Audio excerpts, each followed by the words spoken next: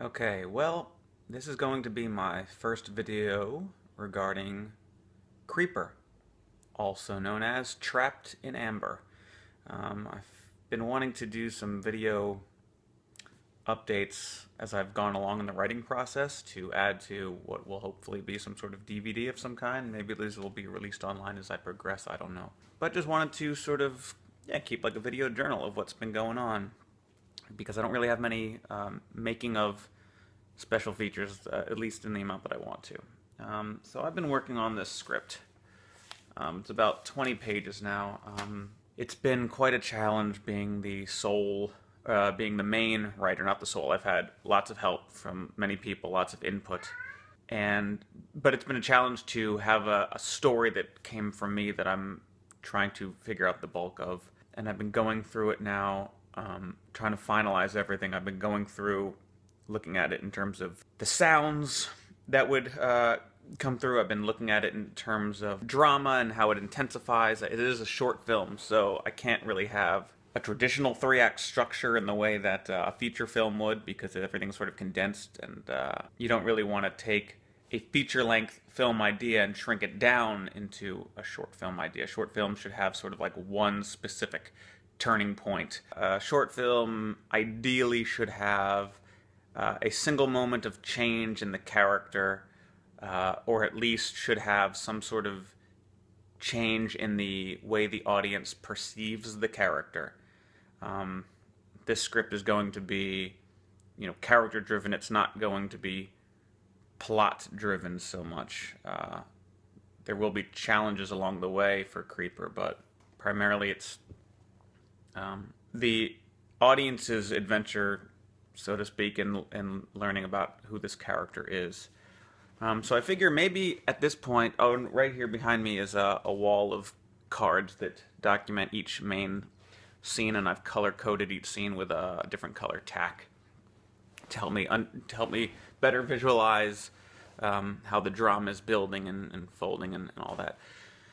Anyway, so in case this script does change over time, I figured I would record myself talking about what the story is as I understand it now, because it may change, and I have yet to register it with the Writers Guild, but I'm close. I might be locking it down in the next couple of days and registering it with the Guild. Or maybe the U.S. Library of Congress, we'll see. What inspired me to write this story? Well, there's a couple of things. One is that whenever I see a monster film where the monster is seen as the threat and killed by the army, like The Host, the 2005 monster film, not the romantic film. Even Godzilla, though Godzilla himself itself doesn't die, a lot of the other big beasts that show up in those movies are killed.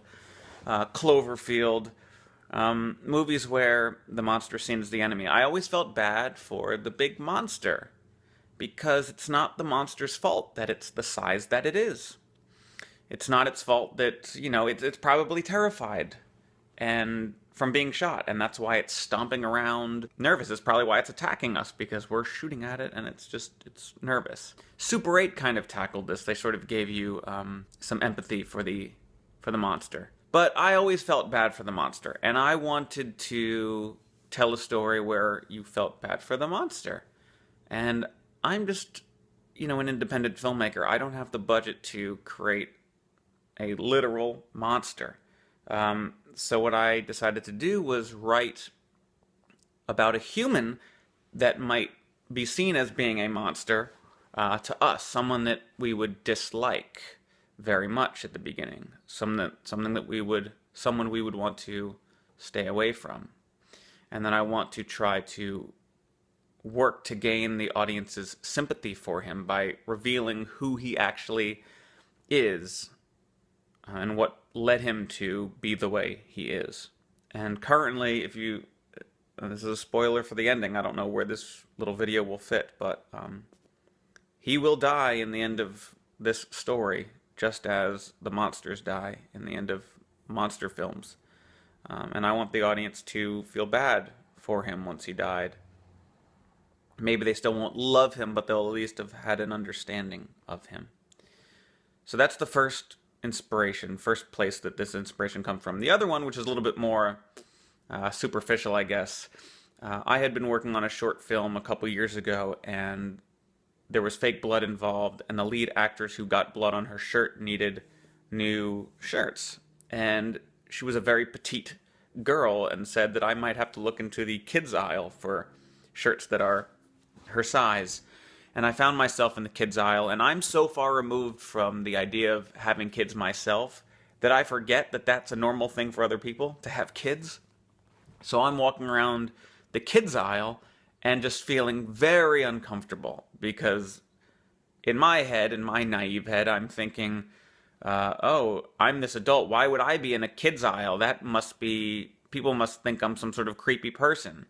And later on I would realize, oh, people probably thought I was buying clothes for my child or someone's friend's child, but I wasn't thinking like that. So that was the original first scene idea for a creeper trapped in amber, where he's in a clothing aisle staring at clothes, grabs kids' clothes and storms off. So that was what opened up what I could do with this monster movie idea. That's where we are. I've started to storyboard. I've got 3 pages of storyboards. I'm not a very good storyboard artist, but I'm trying. I'm using Celtics. I guess I've been saying Celtics, but I've heard a couple people now call it Celtic, so I guess it's Celtics. I've also heard Caltex. It's free screenwriting software and also gives you the ability to add storyboards. You can scan these drawings in and put them in. You can create shot lists with it. You can create production schedules. How that compares to the paid programs, I'm not sure because I haven't used them, but it's what I'm using now. I save it online and I have other writers look at the script online. But it's been a challenge. I want this story I want it to make sense in the way the drama unfolds, and I want it to make sense in terms of what's going on in his head. And so I've talked to a friend of mine and her mother, who is a therapist, to get their take on it. I'm willing to step back and allow myself some sort of creative leeway if it doesn't, some creative license in case this story doesn't fully 100% match with reality, because I am just sort of trying to get a message across, and I feel like I have the freedom to sort of heighten reality and morph it and play with that in order to get my film across. It's not supposed to be a hyper real film, but I want to be as accurate as possible because my character does have somewhat of a mental illness. He had a traumatic event as a kid, and it's stunted his mentality from that age, and I want to take that seriously. That's been my struggles. I want the script to be received well from both people who are looking at it from a psychological point of view and just from a dramatic point of view, and I hope it does well. The other thing I realize is that I'll probably never be 100% happy with it, but I want it to be as happy as I can be before I go off and start leading a team into making it a reality, because I need to be 100% about everything in the movie. I need to be 100% about why it's in there, what the message is. And I do feel 100% about the message, and I feel 100% about most of the scenes, but there's certainly been a couple elements here and there where I really want to be sure they're perfect, and I think to myself, if I'm not totally 100% about these small issues, does that mean I need to go in and change them? And it probably means I do. But also it can mean writing stuff that makes the script be something more expensive to film and produce. So I'm also trying to look at it as, don't try to make it your perfect film, because me, talking to myself, can't afford to make my perfect film. I don't have the money and resources to do that. So get it as good as I possibly can within my budget and my time. So I'm trying to find that balance, and it's difficult because I want this to be good. So I guess that covers it. Going through the script one last time, looking at each of those little elements. Does each scene fit following the scene that came before it? Does it push the scene that's going to come after it? Does every scene have a reason to be there? Is it helping to get my message across? Is it entertaining dramatically? Are there things that I can show with action rather than dialogue? And luckily for me, I'm terrible at dialogue. I don't like writing. My dialogue always seems fake, so I try to write as little dialogue as possible and make it all visual. Going through it again just for all the sounds, I try to think about all the sound effects that might be in there, because sound can play a part in telling the story and setting mood.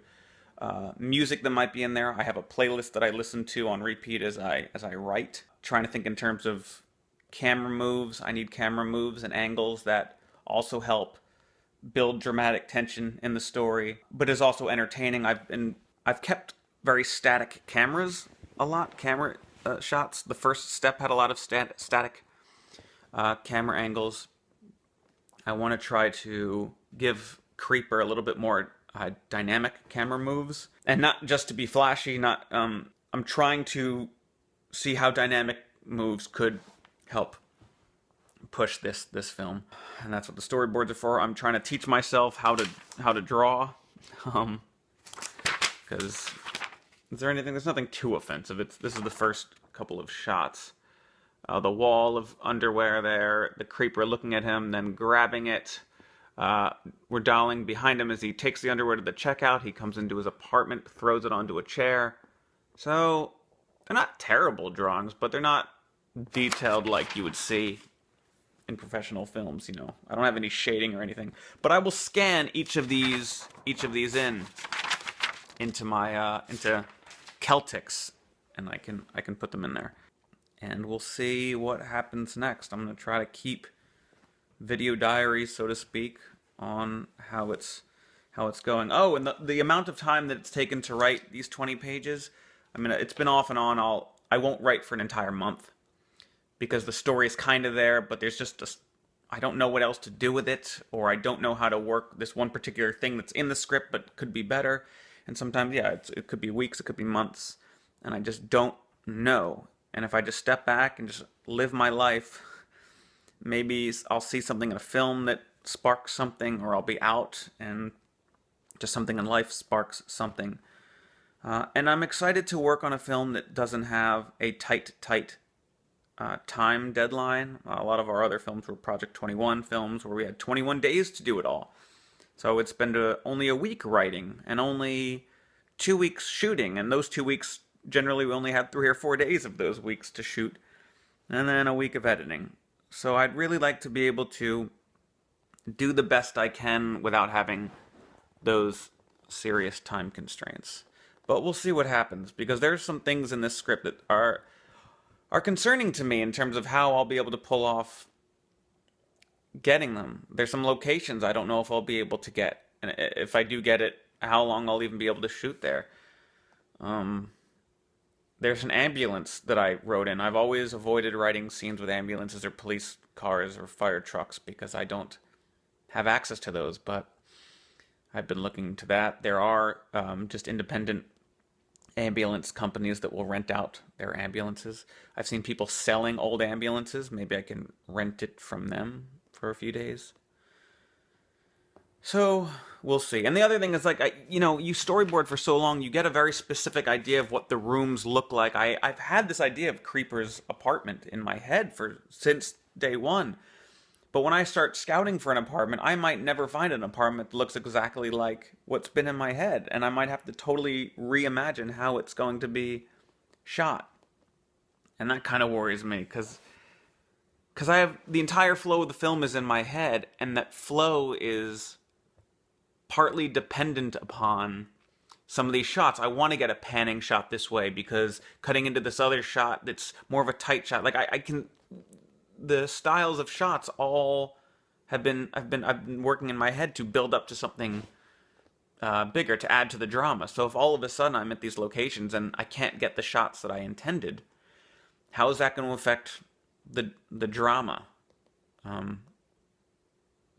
Obviously the performances of characters and story need to be number one, but if I can't get the camera angles that I want to visualize that drama, to make that a visual thing for people to see, if I get bad camera angles, that could harm performances, I think. At least it could harm the presentation of their performances if it's not done well. But I'm overthinking things. I haven't even locked the script down yet. I haven't gone out and looked for apartments yet. So maybe during my apartment looking, I'll see an apartment that does look totally different, but I'll have time to come up with a more brilliant idea of how to storyboard it, which it will be way better than what I have now, based off of that particular apartment's layout, or who knows what. Okay, I'll see you next time. It's March 2nd, 2015. This is my second video update. A lot has happened since my first update in the world. We lost some great people. Harris Whittles passed away. Leonard Nimoy. But that's neither here nor there for this video, I guess. I saw Birdman. It was the right time to see it. It really struck a chord with me.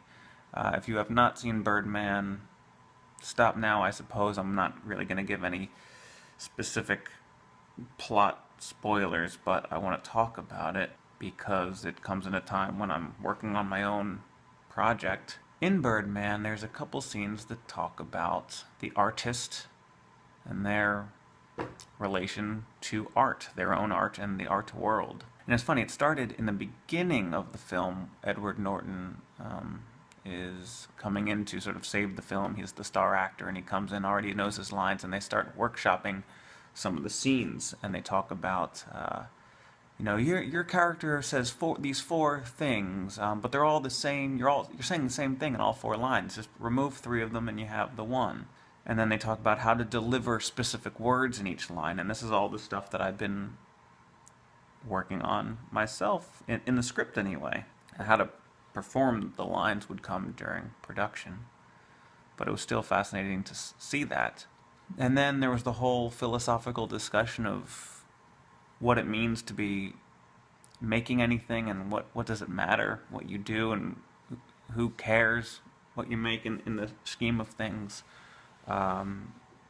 Michael Keaton's daughter has this thing where she was making dashes on toilet paper, and each sheet of paper equaled like 10,000 years, and she drew out enough lines to equal the billions of years that the universe has existed, and said, like, this last little sheet of toilet paper at the end of the roll is where humanity has been alive, so how insignificant we are in the grand scheme of things. And that's definitely something I've thought of from time to time, maybe not on such a large scale, but certainly I've thought about, like, what's going to happen just doing my short film? Is it going to get picked up? Is it going to matter to people? I mean, am I going to be one of those films where people haven't even really sat down and gotten comfortable before the first 5-10 minutes have passed? So it's something I've thought about. And I'm closer to finishing my script, but again, I've been there. We've talked about cutting out one of the characters near the end when the creeper is in the parking lot going to buy his suit. He runs into this woman, Janet, and Janet turns out to be the wife of this guy, Matt, and Matt is who shows up and breaks a bottle over Creeper's head. But I heard some feedback that that's just too many characters and too many coincidences that people know each other. So what if it's just Matt that Creeper runs into? And then I wrote Matt in the very beginning when Hazel's father walks by to return to pick her up. It was just him coming by into the alleyway and seeing his daughter. But now he's going to be walking with another man who you don't really know much about. The father comes running up to try to save his daughter. And then Matt yells, he stays at the end of the alleyway, and he's calling to Chris, "Chris, is everything okay?" So that almost makes Creeper seem like he has two people to worry about now. Chris and whoever this random person is that we don't yet know. And then that's the last we see of him for a while.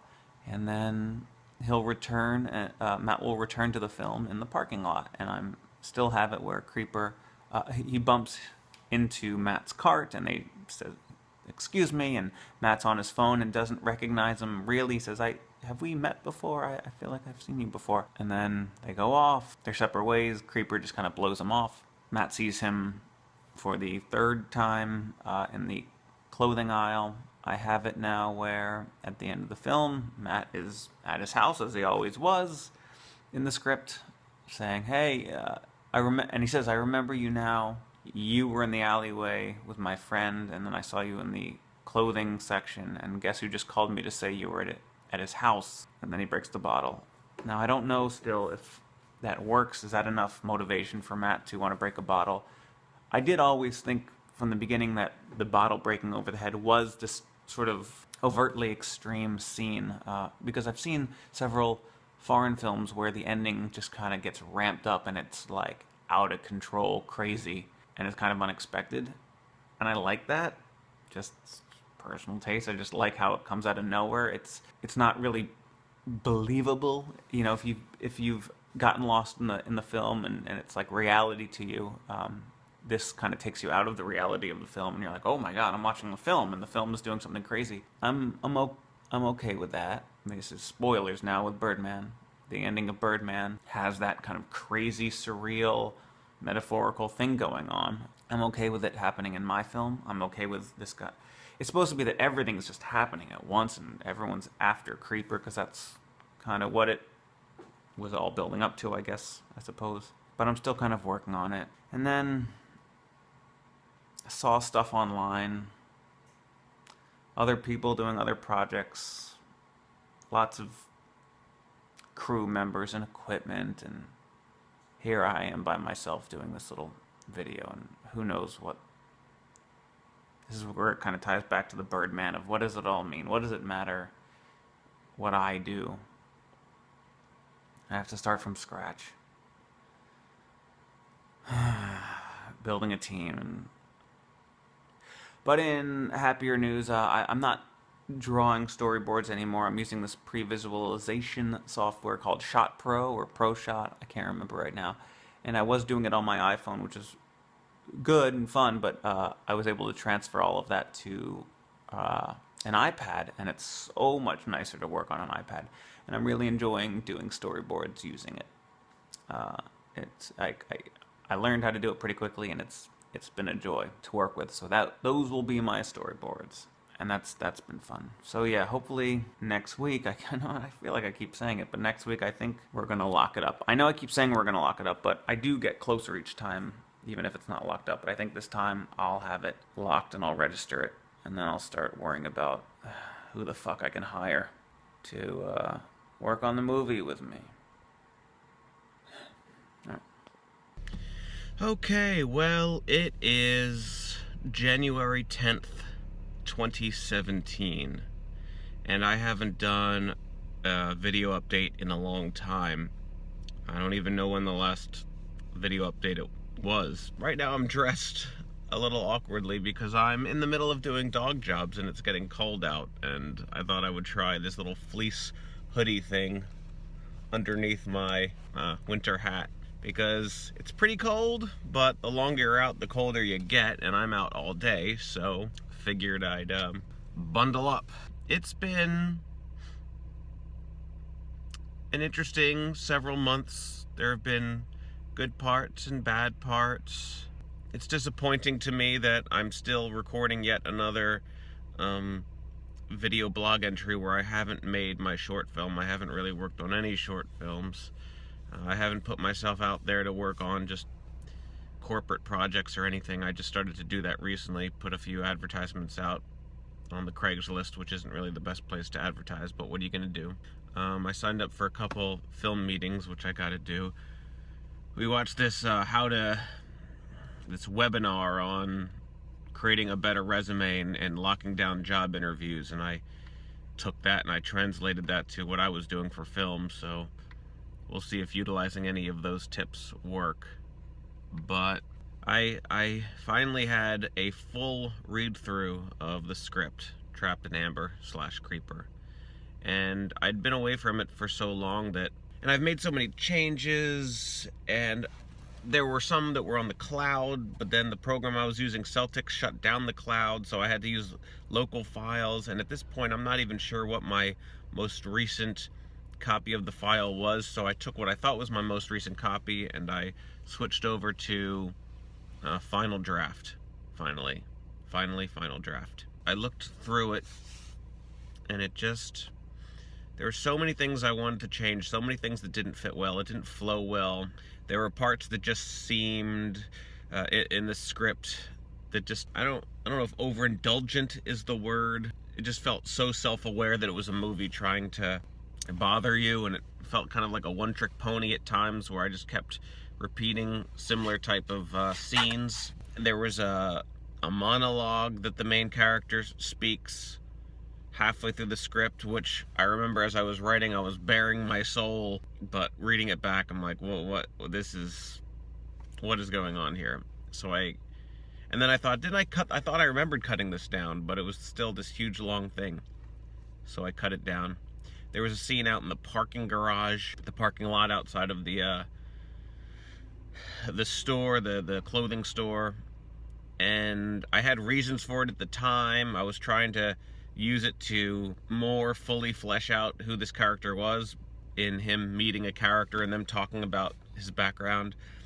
But that didn't feel right either. And then I thought, that's another location that we're gonna have to deal with. So I ended up cutting that out. It was like half a page, maybe even 3/4 of a page. So I cut that out. Basically, he interacts with this character, Janet, who sees him in the parking lot, doesn't remember him, but he says he remembers her from school, which is a scene trying to illustrate that most people don't remember him, that he's a forgotten soul. But then I realized earlier on in the script, this woman who gets her child's hair cut, says, "Oh, you cut hair just like your dad does." So people do remember him. And I had her saying that to Creeper to let the audience of the movie know, oh, so his dad was a barber also. This must be his dad's business. I took out the scene with Janet not remembering him in the parking lot, but later on, when he's inside the store, she walks by, still on the phone, and sees what he's doing. Now she knows who he is, and sees him messing around with the little girl's clothing, and that horrifies her. And I thought the parking lot scene needed to be there at first to make the follow-up scene where she sees him again in the clothing aisle pay off. And then I realized I could just have her walk by. It could just be someone that the audience doesn't know yet, and she's walking by and sees Creeper doing what he's doing in the clothing aisle, and she can be grossed out and leave. And then when when Creeper sees Chris at the very, very end of the movie after he's coming home, Chris says, "Oh, my wife Janet saw you in the parking lot, blah, blah, blah." And I thought that needed the parking lot scene to be there, but it doesn't. He can say, "My wife saw you in the kids' clothing aisle." So now the audience knows has a better understanding of who that woman was. So I think it all works out cutting that scene out. My biggest problem right now, and has always been, is finding these locations. I'm trying to write locations that aren't too difficult to get. I know at my point now I should be writing a movie with scenes and things that I know I have access to right now. I was trying to challenge myself.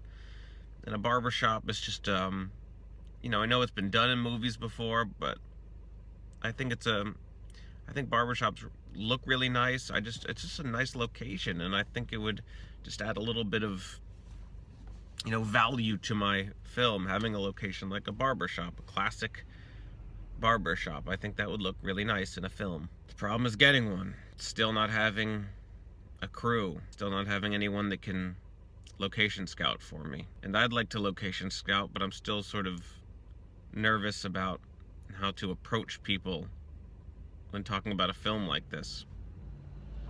I saw Todd Solondz speak, and I actually got to ask him a question. I said, how do you pitch these films of yours to the actors and to the locations? And when I said pitch wasn't in my head defined as trying to sugarcoat and razzle dazzle and skirt around the dirty facts about the movie and just try to sell it as best you can, spin the movie to make it seem better than it more on the up and up, more friendly, family friendly than it's supposed to be. I didn't mean that when I said pitch it. I just literally meant, how do you explain your film? How do you do that when there's such sensitive material about women, children being mistreated? How do you tell a child actor and the child actor's parents, I want to do a movie where your child plays the son of a man who is considering molesting him? How do you just say it like that? I mean, obviously they need to know, but how do you just word it? So that's what I meant by how do you pitch an idea. And I think he took it as meaning, how do you spin these ideas? And he said, I don't pitch ideas. I don't pitch my films to anybody. I don't like that word pitch. I just tell them straight out what it is. This is what the movie is, and you're definitely going to have people that don't want to have any part of it, but you'll find people to do, because parents are smart, kids are smart, and they'll understand what's going on. So I need to find a way to do that with barbershop locations and kids that are going to play a young Amber and a Hazel.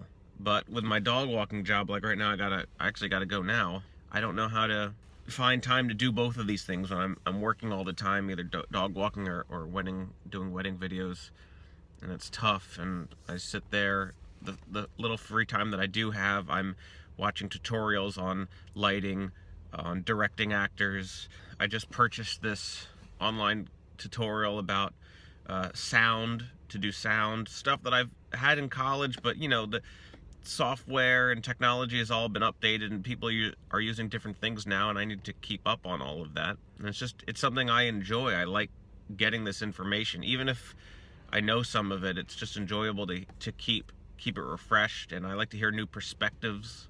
This is the next best thing to actually making a movie. And I rewatch all of my David Fincher Blu-rays and rewatch the movies and the making ofs, just to keep those excited juices in me flowing, to keep me motivated to keep going, because I'm still at this crossroads. I'm just stuck trying to figure out how I'm going to make my next steps. How am I going to location scout? Am I going to do it myself? Am I going to find someone to help me? How am I going to get a crew? I've written a couple people, some cinematographers that I'm just blown away by, and I'd really like to work with them. So it's tough. It's tough starting from scratch at 37 years old and not having a crew. And I wish I was more social. I wish I could have kept the people that I worked with before. And so many people I know end up not doing their dream jobs and just doing whatever boring job. So many people fall into that, and I just don't want to be one of those people. I'd really like to see my short film through. If anything, just to know that I was able to accomplish it. But it's also a script that, even though I saw so many things I didn't like anymore about it when I returned to it, I'm still proud of it. I still think it does well in tackling difficult subject matter, especially when I see so many films that are just cops and robbers, mafia, drug dealers, action films with lasers shooting out of people's eyes. I see so much of that. Family drama, I see so much of that in the independent world. I don't often see movies like what I've written, I don't think. But who knows, maybe once my script is put in front of the lens, it might start coming off more lame, I don't know. But in my head, it definitely seems like a more challenging film than a lot that I've seen, and I think that would do well with audiences. I just think it deserves to be made, and hopefully I'll be able to do that. So I'll end this here. This is my video blog for January 10th, 2017. Still hoping. Bye. Okay, let's try to make this video short. Today is Monday, February 13th. And in my last video, if I end up publishing it, maybe you won't even see it. I was in my car again, talking about all the problems that I have, the stresses that I have on everything. Good news is I put my foot down. I've put out Craigslist ads. I advertised on film.org's hotline website, and I've connected with a few people. I found a cinematographer, director of photography in New York, who I really like, and I'm still trying to... I need to call him. We've emailed back and forth, and there's some things that I want to clarify, because I'm not sure if we're totally on board or not with him. So we'll have to see. But I love his work so much, and I want to have him on board so bad. Um, and I've talked to fantastic producer slash assistant director who's in this area, and he's going to start helping me out a lot. Um, we met twice now and emailed a lot. He's put out casting calls, and I've put out a lot of casting calls. The problem was we still don't have any locations except for here, which we're going to use for Creeper's house. We don't have any locations. Today I got an email from a Craigslist post where I asked for a barber shop and a props master who can make fake magazines and tombstones, and I got a reply from someone saying they can do everything. And then I checked their link. I don't buy it. I don't think so. I don't think they can offer all that. They say they own a barbershop. That might be true. I can't imagine it's going to look like what I want. Maybe I'll give them a call, but from what I saw, that looks like it's going to be a big waste of my time from the Instagram videos I saw them posting. Not good. We still have a couple months, though. I never want to say, oh, we have a couple months so we can take it easy, because time is always going to just zip on by if we're not paying attention. So I've worked on the script a bit more. Oh, and I heard from someone who wants to be a script supervisor, and I sent them the script, and they had a couple questions on it, and I thought they were very good questions, and they were saying, I hope I don't offend you, asking about some of this stuff that I don't like. And I said, no, please, I want feedback. And I got a lot of feedback, and I talked to them a lot about a lot of stuff. And then I said, how would you feel about coming on as a writer? And she's agreeing to come on as a writer. I don't want to change the film too drastically since I've been storyboarding and I've been casting, and I got to keep my production costs down and locations down. Maybe the rewriting will help cut those things down. We'll see. She said she's available Friday through Sunday this coming weekend, and it's Monday right now, so hopefully I'll be able to meet up and get some writing done. Or I said if you want to do a phone call, whatever works. I just want to discuss the script. So that's what's been going on. I also have 2 very short projects that I'm going to be helping out for some other filmmakers who I've yet to meet, but we've emailed and phone called a lot, and it's not much money, but they're just starting out, and I was in their exact same position, starting out, asking people to work for free or for very little money, and I want to get my connections going again because I've lost all of them. So I'm creating new connections, and if that means having to work for almost free, doesn't pay the bills, but it is what it is, and I have my regular day jobs that are keeping me paying the bills. So that's what's going on now. I feel a little bit better. Oh, I got a 2010 Mac Pro. I had a 2008. Of course, it's 2017 right now, but the 2010 Mac Pro that I got is fully spec'd out, 12 core, full 64 gigabytes of RAM, though I hear you might actually be able to put more in, but all slots are filled. 64 was considered the highest you could max it out with RAM. I have a Sapphire 7970 graphics card in there, and I'm about to put in an Excelsior, I think they're called, from Otherworld Computing, solid state drive that's PCIe based. So it's a fast drive connected to the fastest port that the Mac Pro has, because it's not Thunderbolt. And it saved me money. The machine I got used for $800. It had a graphics card, it had RAM in it. I took those out and I placed it with the new graphics card that was a little over $100. The 64 gigs of RAM was about $120. So all in all, I paid a little over $1,000 for a 2010 Mac Pro that, on a list of Geekbench scores, it's the 4th one down. The 3 above it, the 3 above it are a 3.3 gigahertz processor version, where mine is a 2.93. So you have a 3 gigahertz one that's above that, and then the 2 above that are the cylindrical trash can Mac Pros. But a 2010 Mac Pro of the specs that I have is the 4th one down on the list. It's number 4 of a list of all multi-core Macs. I mean, that's all the Mac Pros, iMacs, all the new ones, 24-inch Retina iMac from last year. It's faster than all of them. So that's pretty great, and I got it for $1,000. That's cheaper than the iMac, that is far lower on the list. So I'm using that to help beef up my rendering speeds if I, do some editing, and because I'm going to want to edit Trapped in Amber. Worked on a poster for Trapped in Amber. I don't know. So we're getting to some various stuff now, and I'm at 6 minutes. So I'm trying to keep these video blogs short. So that's where we're at. I've contacted several people. No locations aside from my own home have been locked, but I'm still working on that. Actors are starting to send in audition tapes, so that was something else. We asked actors, I sent them some sides. I don't have a monologue for them to read, but I had a large back and forth between Creeper and Hazel, and I asked them to read it, and I apologized if they don't have anyone to read from, if that's awkward, if they can just read Creeper's lines, and to send us links. So we're waiting on that. And there's 2 girls that I've seen that want to play Hazel, and they're both really good. It's just a matter of who's going to be available when, and that. But I like both of them so far.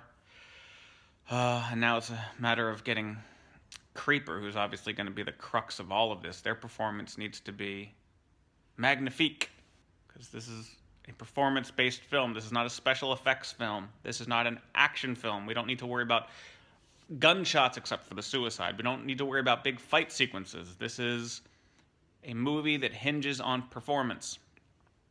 So we need someone that's good. If you have a bad actor playing the lead who's in almost every scene, that's not good. That's where the most effort is going to come in, is casting someone who can play Creeper. Okay, that's all I got. 8 minutes, not too bad. Let's keep going. Okay, I hate to do another video while driving, but my job requires me to drive all the time, and I don't have chances to do it otherwise. So another probably long update video on the progress of my short film Trapped in Amber. It is now March 11th, a Saturday, and at this point I have pretty solidified shoot dates that have been built around when we were able to get the barbershop, because I really wanted to use the barbershop, and there are plenty of other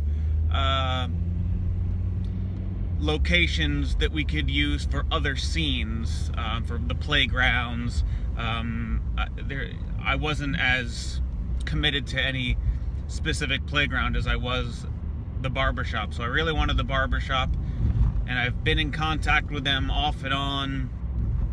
I went into their shop, left them a card, you know that whole story. They said we should talk on the phone, etc., etc. I never heard from them, so I emailed them with my number, never heard from them. That was about last month. And then about a week or 2 ago, I contacted them again to say, hey, I contacted you about a month ago. Still trying to figure out this thing. And they finally got back to me, and we ended up speaking on the phone. Thank goodness. And the owner said he is happy to allow us use of his barbershop, which was a huge relief. He didn't say he needed anything in writing. I feel like I probably do need something in writing just in case, because we all know how things fall through, and it's just a scary situation when it's hard to get people to commit to things.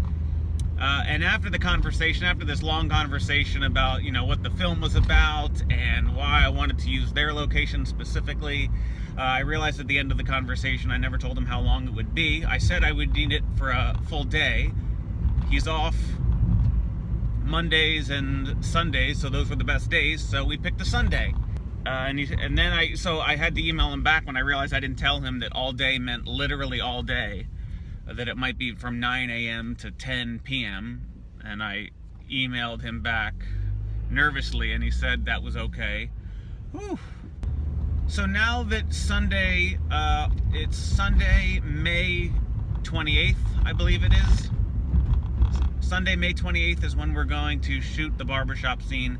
So I've put the shoot dates of Trapped in Amber to be Saturday, May 27th, Sunday, May 28th, And Monday, which I just learned was Memorial Day, May 29th. And then the following weekend, June 3rd, Saturday, June 3rd, Sunday, June 4th.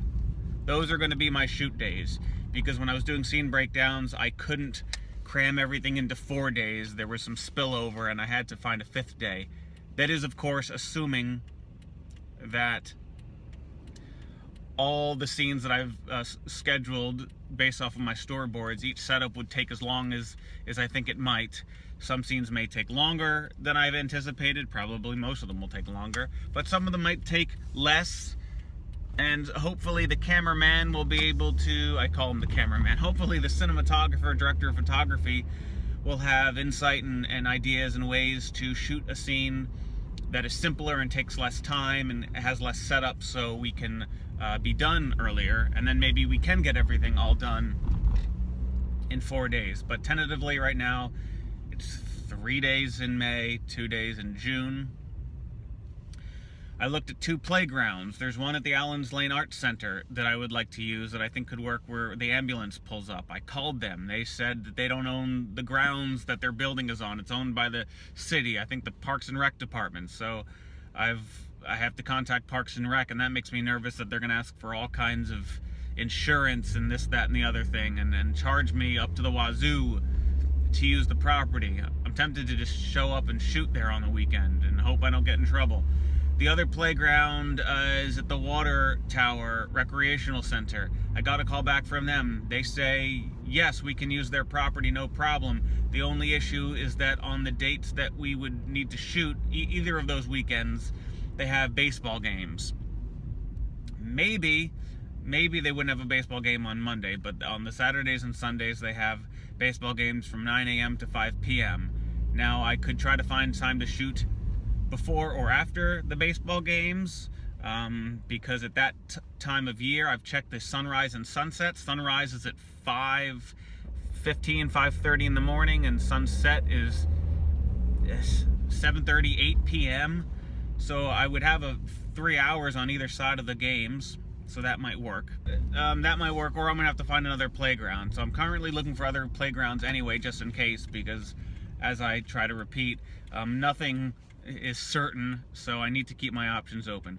I've also been looking at ambulances. I've searched for all sorts of ambulances in the area, because I really don't want to sort of sell out and just have flashing red and blue lights from off camera that are just made by regular movie lights, or a little siren light that you can purchase. I want to see an ambulance. I want to see Amber getting loaded into the ambulance. I think that'll up production value, and it'll really hammer home the seriousness of her injury, and it won't be confused for a police car.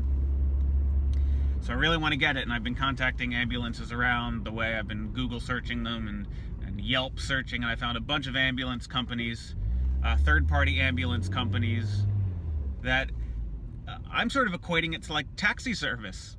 It's taxi service, but for individuals to get taken to the hospital or to some sort of medical facility that's not a traditional hospital. So that's pretty cool that they have all of these things, and their websites say for emergency and non-emergency use. And I'm hoping one of these places will have a spare ambulance on the day we need. So, because obviously I do not want to use an ambulance that is needed to actually help somebody. But if there's a spare ambulance by one of these third-party companies that is not in use, and that we might be able to get an EMT to show up with it and load our actors into it for that scene, that would be incredible. So yes, I've been calling. I've emailed a bunch of people. Only one ambulance company has gotten back to me. I found their information on Facebook, and I messaged them on Facebook, and they emailed me back saying, give us a call at our office Monday through Friday, 9 a.m. to whatever. So I'm going to call them Monday. In terms of cinematographers, I need to keep my options open, and I found someone else, and I've been talking to them. We had an hour-and-a-half conversation when I talked to this second cinematographer, and things seemed great.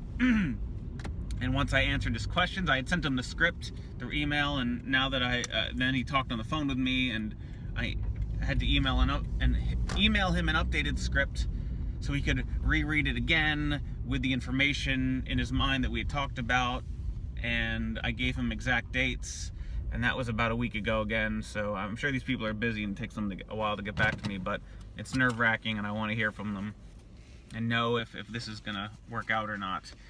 And on top of that, there was a third cinematographer who I had been emailing way before any of these last two, and once I found these other two, I stopped contacting the other ones, but now that these latest two are not getting back to me as quickly as I'd like, now going back and contacting this other person. And I emailed him today, asking if he was good to shoot on those dates. I don't know. We'll see. So that's all the stuff that I'm doing. Trying to lock down playgrounds, trying to lock down a cameraman. I wrote a sound guy that had emailed me, and we emailed back and forth to confirm. Now that I have these dates, I said, here's these dates that we're shooting, are you available? And I wrote the film group that I had shot a video for 2 weeks ago or something, and I asked them for information on their sound guy that we had worked with. I said, is he in the Philadelphia area? If so, can I get his information? Because I'm working on a short film and I might want to hire him to do sound for mine, so I'm waiting to hear back about that. We have 3 months to shoot. We have the rest of March, which is right now, we have all of April, and we have most of May. It's almost 3 months, 2.5. Seems like a lot of time for a lot of people, 2 months, but hopefully through these videos you can see that's not really the case with film. You need to know early. Oh, and I spoke to the effects artists, and they were asking for specific time, and they want the script. They want to read the script, and I'm worried if they read the script, they're gonna back out of the project. I told them about the gore effects, but they don't know the context of the story, so I sent them an NDA to sign, and when they get back to me on the NDA, I will send them the script, and I hope that after they read the script, they won't disappear off the face of the earth, one, and that they'll agree to do the gore effects. Today is a big day because today, Sunday, the 19th of March, we are holding our first in-person auditions for Trapped in Amber. We've had Skype auditions with a couple people, but this will be in-person auditions. I've purchased bottles of water. I've purchased cases of pretzels from the Philadelphia Pretzel Factory to have out in the waiting area as actors come in. We're going to be doing it from 6 to 9 p.m. at the theater down the road. It should be fun. I know I've tried to make a couple videos and haven't been able to because of other things going on. We had a terrible snowstorm that took up a lot of time. I've been emailing and phone calling all kinds of people about all sorts of pre-production things, talking with multiple cinematographers and locations, and it looks like we have a clothing store that we're going to be able to use. I went to our local city hall. He was going to introduce me to a couple clothing stores, but we walked into one and they were totally accommodating and totally willing to give us the place to shoot for nothing. And I don't know if that had anything to do with me or the fact that I was being introduced by a Chestnut Hill Association, so they trusted them. But that's great. I emailed them the other day just to confirm and say hello and thank you for allowing us to use it, and whatever we need to do for them to make this happen, please let us know. And I haven't heard from them yet. That was a day ago now, but we'll see. And we'll see who comes in today and what parts they may be good for, because we have a lot of roles we need to fill. I knew as I wrote this movie that I was writing a bunch of smaller parts, that if I was trying to write specifically with budget in mind, I'd cut out all the parts that I could and just keep it to 1 or 2 people. But for this film, I was trying to push myself and trying to allow myself to tell a story without worrying so much about budget. I still have to be concerned about budget somewhat, but I'm trying to expand it a little bit and not worry so much about it and see where the story takes me.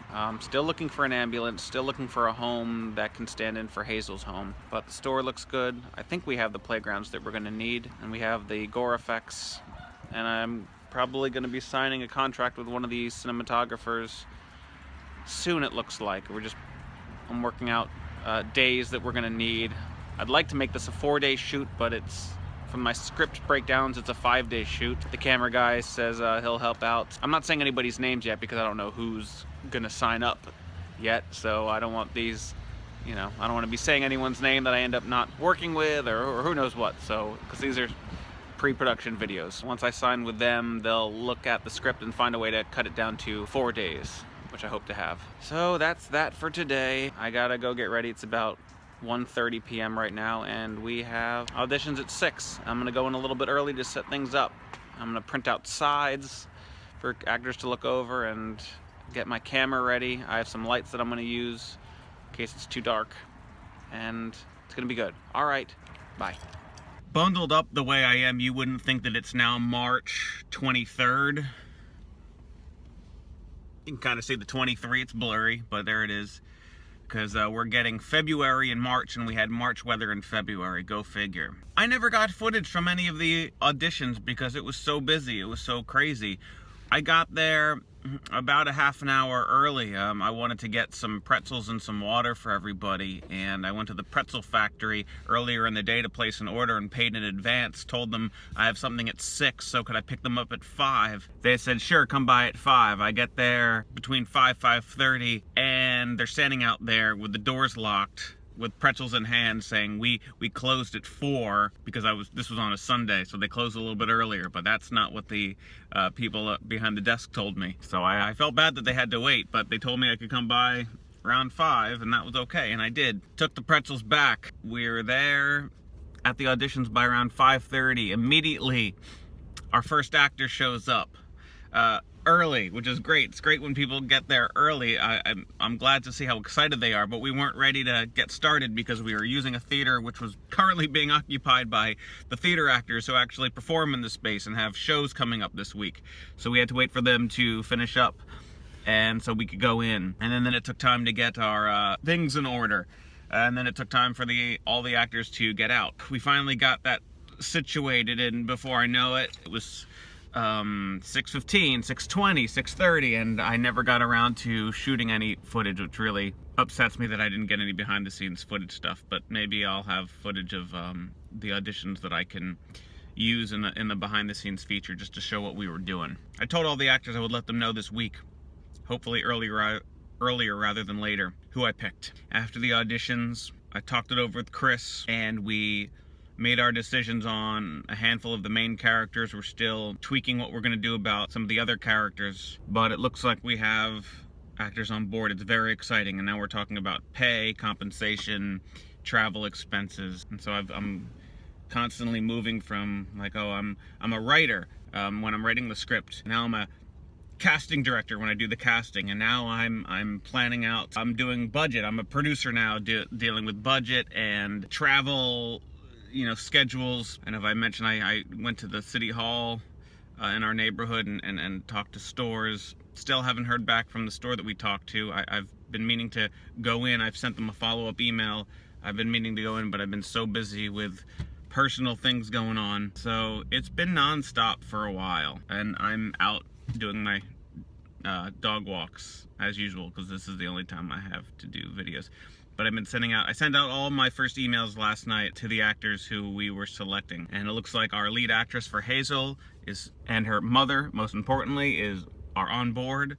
Our lead actor for Creeper seems to be on board. We are working out a couple details about scheduling because he has his own day job. The fact that there could be a Memorial Day shoot means that there's, holiday pay and a lot of stuff to handle. And we're trying to cut Monday out, and I've been working on my scene breakdowns, and it looks like we might be able to cut Monday out if we start earlier in the day for all the days, and we're able to combine some shots into just one single shot, so we don't have to do multiple setups and take time to do all that. Moving along. It's stressful, but moving along. Okay, it's Wednesday, March 29th, and it is now almost 6 p.m. 6 p.m. The 29th. I was supposed to go to the EMTs today and sign the papers, but they gave me a call a couple hours ago saying they have some state inspection and the owner and none of the ambulances are going to be there. I think that's kind of cool to think about, that meant they were going to show me the actual ambulances when I showed up. But so now I'm going to go in Monday. And now that I have a couple days before I go in, maybe I'll contact some of these other ambulance companies that had emailed me. After I heard from this company that I was going to go into, all these other emails had come in, but I said, let me just go to the one that had gotten back to me. Now I'm starting to consider checking out other ones. I don't know. But that's all I did today. I don't know if I had made a video where I went back into the clothing store that we're going to shoot at, and I spoke to the second owner who needed background on the film. So I was worried that, maybe the one owner that I spoke to seemed all gung-ho about it. The second owner needed some questions answered, so I thought maybe, I thought it's not going to be as easy as I thought it was, and I figured nothing was going to be easy, so I kind of was expecting this. But I told them what it was going to be about. They're okay with it. The day that works best for all of us is the last Sunday that we're shooting, because we're shooting 2 weekends, a Saturday and Sunday, last weekend of May, first weekend of June. So first weekend of June, Sunday, 10:30 a.m., we're going to shoot there. They'll open for business at 12, but we're allowed to keep shooting there. Hopefully we'll get everything done. I'm really hoping I can get all of my stuff done far sooner than I have scheduled. Hopefully the cinematographer will get back to me and let me know how we can get these things done. I have like every camera set up as a half hour, but hopefully we can get some of those shots done in just 5 minutes. We might just be able to, get some of these close-ups and stuff and, in one lines just banged out in just like 5 minutes. We'll save that time to, set the camera up and take it down. I was really hoping I could be doing a video where I'm standing out in front of the EMT location, but once again, another video in my car. Oh, and I went to Target and I bought a bunch of little girls' clothing. So I was walking through the aisles, and sure enough, when I get to a spot, I'm going through little girls' bras and stuff and sports things for gymnastics. This one Target worker had rolled up onto me and was hanging things up right next to me and wouldn't leave. And I thought maybe they're watching me because they're wondering, why is this dude in the aisle with all this kids stuff? And I was just grabbing all the stuff that was on clearance. A lot of colorful stuff that I plan to hang, in the clothing shop that we end up using. Might have to buy some sort of office cork board or something, or not cork board, but the ones with those holes pre-drilled, or a hard thin wood with the holes, and you can stick like metal hooks into them so I can hang all the clothes. Because I don't want them to hang in racks like this where you just see the edges of them. I want them to be flat, hanging in front of you flat, so you can take them and slide them off the rack. So I want to see the whole thing, and we'll see if we can get those hung up that way. Okay, there's my video. Bye. Okay, so we are here at Veteran Emergency Services. I just had my meeting with William of Veteran Emergency Services, and it was a fantastic meeting. I got a tour of the truck. It looks like we got a good thing going here. I'm very excited. It was between this kind of red van and an older white, more classic style ambulance that I had in mind. Maybe it's the vanity in me speaking. I want to go for accuracy, but I also want to go for something that has a real kick, production value wise. And this truck with all of its lights is really gonna be impressive. So yeah, we talked for a while. It was good, and didn't have to sign any paperwork today. They show up the time that they're there. They will then bill us after the fact. So I'm gonna send them an email just to thank them and a confirmation that we had this meeting, so that way, just to be safe, that we have something in writing, because so far we've only talked via phone, so it'll be nice to have something in writing. Makes me a little nervous not to have anything in writing beforehand, but they say they will be there on the day that we need them, and there you go. And right now it looks like it's Saturday, June 3rd in the evening. So, and I will confirm those times with them in the email. So very good. Check them out. There's their truck. Cool. See? Woo. All right. Good day. Okay, so it is now May 9th. 3 weeks till our first weekend of production. It has been a stressful and exciting and depressing and wonderful and nauseating ride up till this point. I'm almost afraid to see what the next 3 weeks are going to bring as we get even closer. At this point, there's still not everything totally locked in. I still need 2 children to play both children that show up in the barber shop aside from Hazel. I still need someone to play a young creeper, barber. As you may recall, we waited to start casting a child to play the young lead because we wanted to see what our lead character was going to look like based off of who we cast. And then there was a couple kids that seemed good for the part, and then they weren't available. There was a kid that replied to his parents replied to our post on a website, and I replied to them excited to hear from them, and then I never heard from them again. So we're still looking, and at this point I'm at the point of considering shooting through a POV of what happened, but I really want to see a kid totally distraught. I mean, this is the crux of why he has become who he is. So I would really like to see someone, a child, who can portray these emotions accurately. We also need to cast a best friend. I saw, a bunch of people at the casting. They all were coming in, trying out for the lead character. Some of them seemed like they could work for the best friend, but I just, everyone's very talented and very good, but sometimes, you can just see that their talents don't really fit a particular role exactly. So we're still looking. There are 2 people I'm considering now for that best friend role, someone who I worked with previously and someone who I've never worked with before. I've sent them both non-disclosure agreements for them to sign so I could send the script, and I sent those over the weekend or on Friday, and I haven't heard back from either of them yet. This was Cinco de Mayo weekend, so we have that. Something great is our effects team. I gave my first deposit for our effects team, and they sent me first tests of the suicide, and oh man, even though they were just using red dyed water for their tests because they didn't want to use actual blood, they were just seeing where tubes would connect and all this stuff, and even that looked great. And I really tried to step back and not look at it as, this is my project, so I'm gonna love everything because it's my project that we're doing. They're doing this for our project, for the project that I wrote. How great. I was really trying to look at it with a discerning eye, as if I were an audience member who had nothing invested in the project. I didn't put thousands of dollars into the project, so I'm only looking at things with rose-colored glasses, and just say, oh, that looks great, yes, am I just saying that because I'm influenced because I'm paying these people and I want it to look good? I tried to step back and say, I don't care how much money's on the line here. Don't let that affect how I'm viewing it in terms of, I'm gonna convince myself that it looks good. No, I'm gonna step back and say, because I'm spending so much money, I really do have to look at it with a discerning eye and be fair and accurate about how this looks, because if it doesn't look good, it's a waste of money, really, if I'm paying all this money for an effect and I don't like the way it looks. So I did like the way it looked. Very much, even the first test, and they're going to work on a second test later, and I'm psyched about it. Playground. Still haven't totally solidified playgrounds. We're going to use the water tower for the first playground. Even though they have baseball games, we're just going to have to shoot in the morning.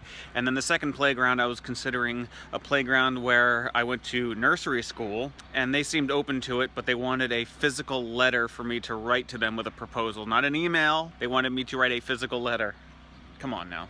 And then I've called them a couple times just to double check on the information of where I need to send it, because I'm not putting this envelope in the mail and then having it go to the wrong person, and then I'm sitting waiting and they never get it. So I've been calling them, making sure I have everything correct, the name spelling right, and the address where I need to mail it, but they haven't gotten back to me, so that kind of worries me. And then I contacted the first playground I looked at. They told me I needed to contact Fairmount Park, but probably for what we're doing, since we're not trying to reserve a section of the park for some event, it's just going to be a small crew shooting in a thing, we might be able to just go in there and do it on our own. I called Fairmount Park, and they transferred me to a line that doesn't even exist anymore.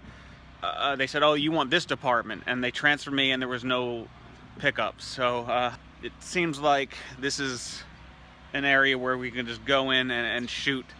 It's a first come, first serve, and so we'll get in there. Oh, I got the clothing store owners to sign paperwork, just saying, yes, we've agreed to this, and I handed the barbershop the same sheet of paper, but with their information and date that we want to shoot and the time that we'll need to be there. When I showed up last week, they were closed. One of the employees were cutting the hair of one other customer, but the door was locked, and they said through the window, we're closed, come back. And I said, I just have something for the owner, is he here? They said no, but they took my paper and said, we'll leave it here on his thing for him and he'll read it. And I haven't heard back from them yet, so I'm gonna try to go in today when I can to see if they've in fact read it. I drove by around 9:40 a.m. today, and the place was packed. I don't know why so many people are getting their haircut on a Tuesday morning at 9:40 in the morning. They are closed Sundays and Mondays, so maybe they've been waiting to get in for 2 days, but good for them for getting business. I just don't understand why people are in there at 9:40 in the morning. I'm gonna go in there and hopefully I can talk to the guy or have him sign it and not be so busy. But they seem to always be busy. Good for them, not good for my signing paper thing. Camera department asked for a copy of the script again. They were gonna do more scene breakdowns. Waiting to hear back from them what they think. And in the coming weeks, I'm gonna get a small bed to put into the bedroom where Hazel's legs are gonna be laying. Oh, I got tons of packages from eBay. I got a bunch of defunct clocks that no longer work that are from all different eras, and they look so super cool. And I don't know if I had mentioned in one of the previous videos, because this was a more recent idea, and I'm not trying to rip off little children. I realize this is similar to what they have. In their opening, they have a bunch of clocks that they're showing, and I'm not sure what the director's reasoning was for all the clocks in that film, but for me, I had this idea of having all these clocks in the background. They're just in the background. They're not featured.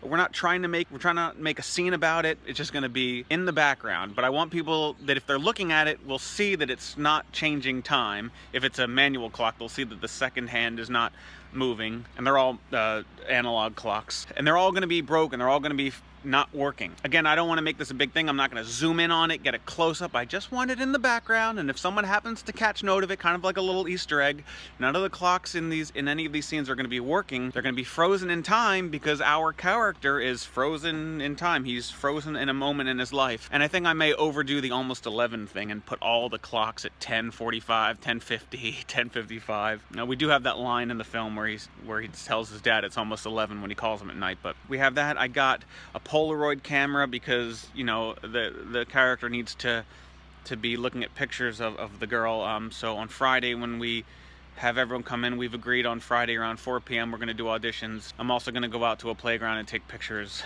of young Amber. And I bought Polaroid film. If the film doesn't actually work, I'm going to go ahead and take pictures with like a phone and print them out on photo paper. And as long as it looks like kind of a Polaroid photo, I think will be good. It's where we are. They have some outfits that they're going to bring. All the actors I talked about wardrobe. They're going to bring things that relate to what I had in mind. And I'm now looking at extras and telling them that if you're an extra in the playground scene, you need something that looks like it could pass for 1980s. It doesn't have to scream 1980s outfit. Doesn't have to have neon, whatever, and logos of we can have logos. But even if it's something as simple as jeans and a plaid button-up shirt, just something that could be almost from any era, really, that at a minimum, that's fine.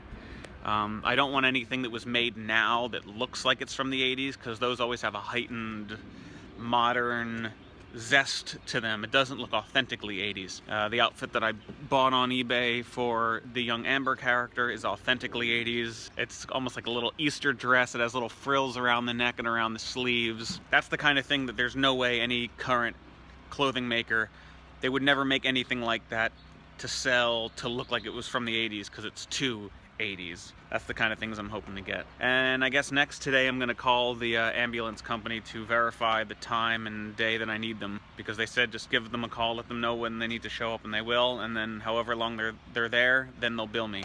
Also ordered a checkbook from my bank so I can write checks to everybody who works on the film. So that's this update. Been very stressful. A lot of personal things in my life also, where I have to do a lot of errands. It's just taking up all the time that I could be spending working on the film, or I'm sitting around waiting for people to reply back to me. Yeah, that's it for now, I guess. All right, bye. So today is Thursday, 2 days before we finally shoot. It's finally down to this point. A lot of hard work has gone into this, a lot of last minute things being done. It's been difficult finding some of the kids, but we got that sorted out. We got the location sorted out. Everything's good to go except for some of the props we need here at the house, which I've been bringing over slowly. I didn't want to have to pay for moving trucks, so I borrowed my sister's truck to bring some stuff over from my parents' house, because I tried to borrow as much stuff as I could, though I did end up buying a couple of things from not Goodwill, but a thrift store like that helps out, you know, charities and stuff. I needed other stuff when I used my sister's truck, but she was having a crisis of her own, and I could only use the truck for a few minutes and couldn't get the bed then. I was going to get the bed today, but now her truck broke down, so it turns out I am going to have to get a rental truck. I was an Enterprise member, so I wanted to get something from Enterprise, but they're expensive, and there's a U-Haul place not too far away from us, so we're going to do U-Haul because it's cheaper, and we're going to do a pickup truck. Even though it's drizzling raining out, that's what we're going to do, because I need to get a bed, one more stand, though actually, now that I'm thinking about it, I have a stand for a lamp. I might just use the stand for the lamp downstairs for the stand up here and just make it, it's two different rooms that'll never be seen at the same time. So why not just use the same stand for both houses? It'll look like it came as a set, as a furniture set. So there you go. Good. I'm thinking out loud. Got Christopher on the email thing, getting everybody's information about schedules and when people are going to meet up and catering. I got the files for the adult magazine that he's going to be using. I went to Staples today thinking I was going to sit there and in public start printing out all these adult magazine pages. And then I was looking at the instructions on the computer of how to do it, and I wasn't really sure how to follow that, and I didn't have much time to screw around in there. It was probably cheaper than having to go out and buying myself color ink and more photo paper, but I got more pages than if I just did the ones that I needed and only those at the self-service. And I'll use the ink for other things. It'll be nice to print out more copies here using the ink and the paper that I have. So if we toss the magazine and the pages rip or something, I can print out more copies here, so I'll do that. And the first one printed out, and it looks pretty nice. I couldn't decide between matte or glossy. Some magazines have glossy pages, but some have matte colored pages, so I ended up going with the matte finish.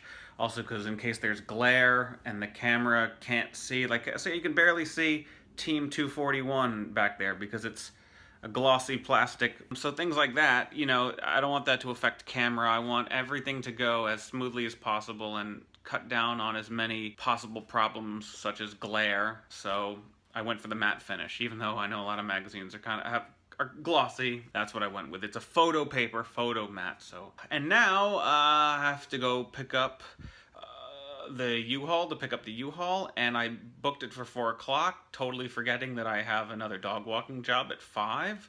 I booked the truck from 4 to 6, but I've got a job now from 5 to 5:30 of walking dogs, so I'm gonna have to figure out a way to do both, because the website is now not working, so I can't change my my rental time. Yeah, more troubles. I guess that's it. We have rehearsals tomorrow. It's exciting and nerve-wracking.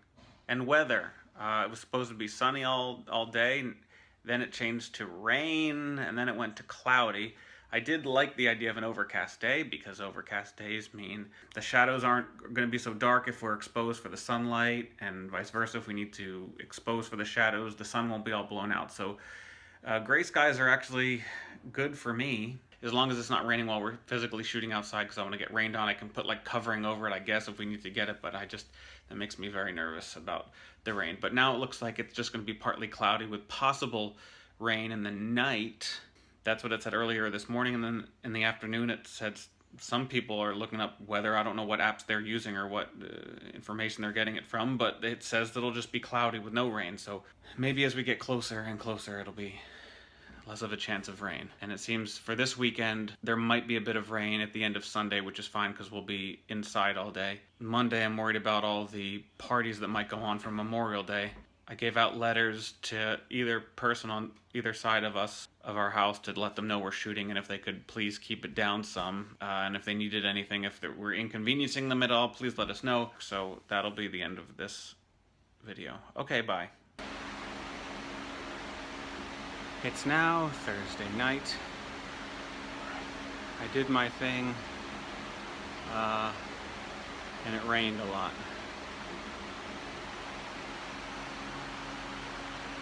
Here's the mattress I brought from my sister's house. It's soaked. Fan. We've got fans running on it. We got the frame in here, also soaking wet, but maybe you can actually see all the ripples of water. Yeah, there you go, you can see all that. So we're gonna dry that off. Went to go get my IKEA made record shelf that is so popular that they don't make anymore, and it broke. The whole thing shattered with me down the floor because I'm the only one lifting it. I lifted this bed off the truck myself and into here. Mattress off the truck. 2 cases of books I lifted at the same time. And then I was speeding all over the place with the U-Haul that I rented since I needed it back by 6:45. I had it till 6. They extended it till 6:45, and I needed it because I got back at like 6:30. Rushed it back, and it was just so much rain. I had the windshield wipers as fast as I could go, and it was still hard to see. The mattress was covered in trash bags, and it didn't hold. I was gonna weigh them down with the record shelf, but every single piece of the shelf, the top, each individual shelf shattered. Friday's auditions.